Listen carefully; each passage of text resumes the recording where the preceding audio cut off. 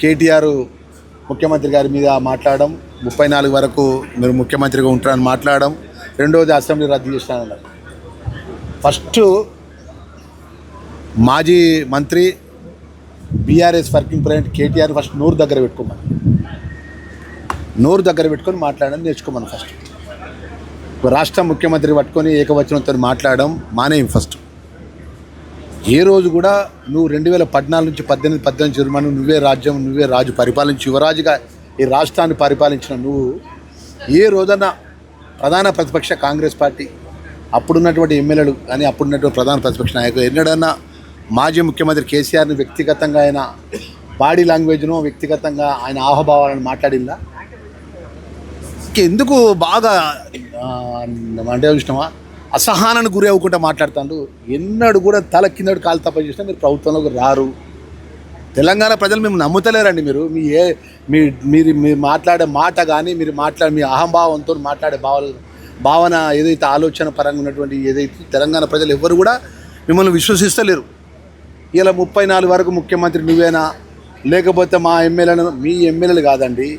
ఈరోజు ప్రజాపాలనలో ప్రజలకు జవాబుదారీగా గౌరవ ముఖ్యమంత్రి గారి నేతృత్వం లోపల నేను కానీ ఇక్కడ ప్రజాప్రతినిధులు అందరం పనిచేస్తున్నాం. ఈరోజు నువ్వు నోరున్నది కదా, నువ్వు అసెంబ్లీ రద్దు చేస్తావా లేకపోతే 34 వరకు నువ్వు ఉంటావా అని కాదు, 100% చెప్తున్నా. జిల్లా మంత్రిగా చెప్తున్నా.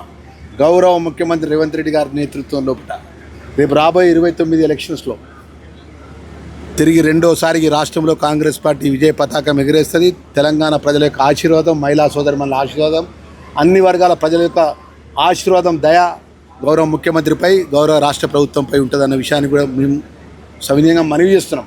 కానీ కేటీఆర్ ఇష్టానుసారంగా నోటికి ఎంత వస్తుందంత మాట్లాడితే కాంగ్రెస్ పార్టీ కార్యకర్తలు ప్రజలు తిరగబడతారు అనుకుంటున్నావు కావచ్చు, నువ్వు అనుకుంటున్నావు కావచ్చు. ఏదో మార్పు కోరుకుంటున్నాం అని ఒక నాయకుడు మాట్లాడతారు.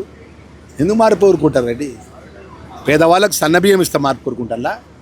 పేదవాళ్ళకి రేషన్ కార్డు ఇస్తే మార్పు కోరుకుంటారా? ఇందిరమ్మ ఇండ్లు పేదవాళ్ళకి 5 డబుల్ బెడ్రూమ్ అని మోసాలు చేసి ఇలా ఇందిరమ్మ ఇల్లు ఇచ్చినందుకు మార్పు కోరుకుంటారా?